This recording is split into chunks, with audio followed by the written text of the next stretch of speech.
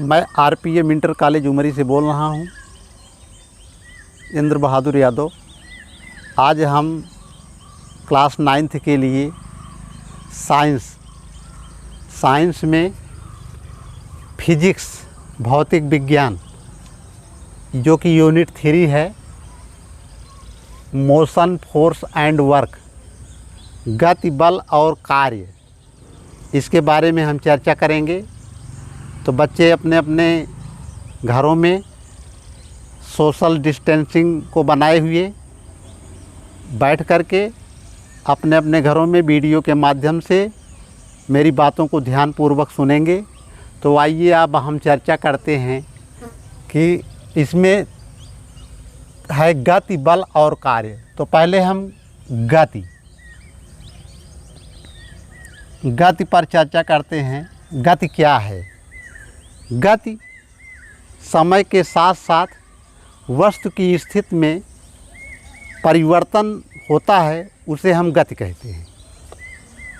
समझ में आया? अब इसके आगे गति की 2 अवस्थाएं होती हैं। तो गति की अवस्थाएं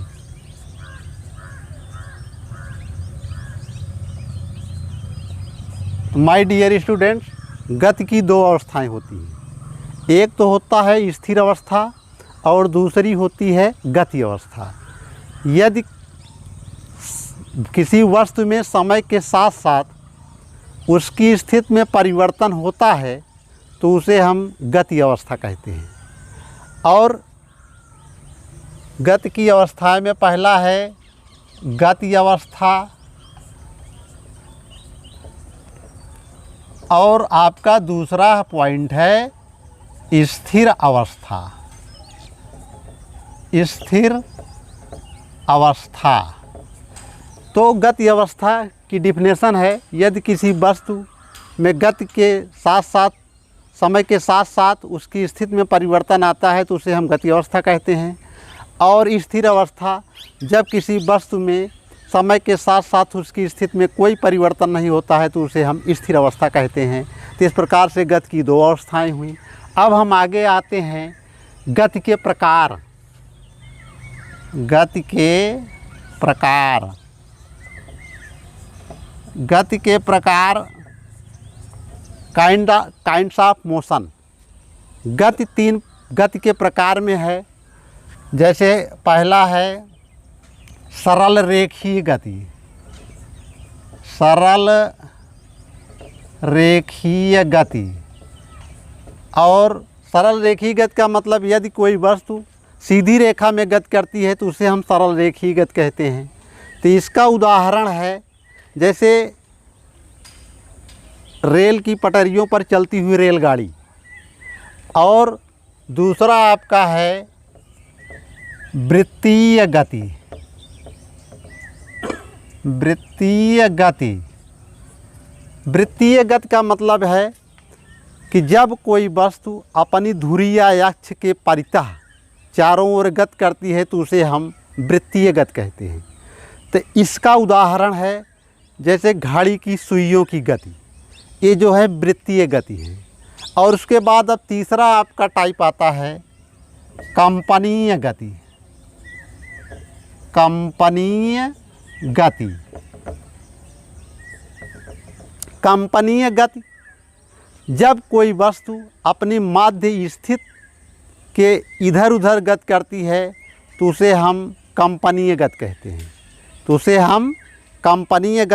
हैं। कंपनीय गति जैसे घड़ी के पेंडुलम की गति, ये कंपनीय गति है।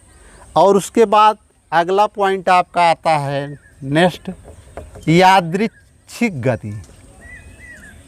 यादृच्छिक गति, इसको हम बोलते हैं असमान गति भी कहते हैं। असमान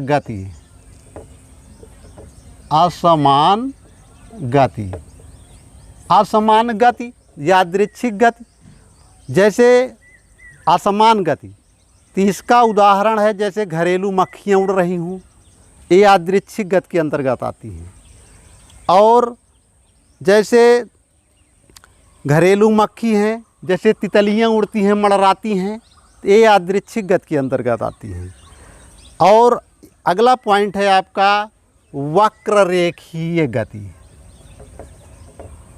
वक्र रेखीय गति। तो वक्र रेखी, वक्र का मतलब है अपने पथ से इधर उधर, यानी टेढ़ी गति। जैसे जब कोई व्यक्ति बंदूक से निशाना मारता है, गोली चलाता है, तो वह जो गोली निकलती है वो सीधे ना जा कर के थोड़ा अपने पथ से विचलित होती हुई इधर उधर गति करती है।